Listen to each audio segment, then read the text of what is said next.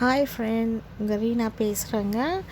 ஆக்சுவலாக பார்த்தீங்கன்னா 18ஆம் தேதி எங்கள் பாட்டி இறந்துட்டாங்கன்னு மதியம் நியூஸ் வந்துச்சுங்க.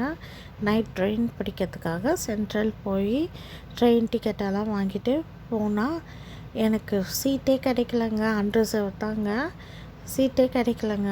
அப்புறம் என் வீட்டுக்காரர் கொஞ்சம் உள்ளே வந்து ஒரே ஒருத்தர் தான் உட்காராங்க, கொஞ்சம் சீட்டு கொடுங்க அப்படின்னு. லேடிஸ் கம்பார்ட்மெண்ட் தாங்க ஏறினேன் நான். அப்புறம் அவர் கேட்டு சீட்டு ஒன்று வாங்கி கொடுத்துட்டாரு. நானும் உட்காந்தேங்க. ஆனால் மக்கள் ரொம்ப நல்ல மக்களாக இருக்காங்க. எல்லாமே ரொம்ப அவங்க வீட்டு பிள்ளை மாதிரி என்னை பார்த்துக்கிட்டாங்க, நல்லா பேசினாங்க.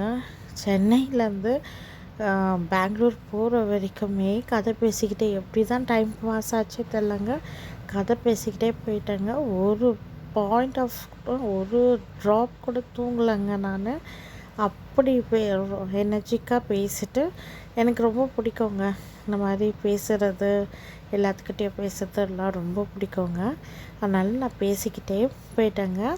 நல்லா பார்த்துக்கிட்டாங்க. ஃபோன் நம்பர்ஸ்லாம் வாங்கி ஃபோன் பண்ணுறாங்க. இன்றைக்கி வரைக்கும் சொந்த பொண்ணு மாதிரி தினைக்கும் கால் பண்ணி பேசுகிறேன். இந்த மாதிரி அனுபவம் உங்களுக்கு இருந்துச்சுன்னா கமெண்ட் பாக்ஸில் கமெண்ட் பண்ணுங்கள். நன்றி, வணக்கம்.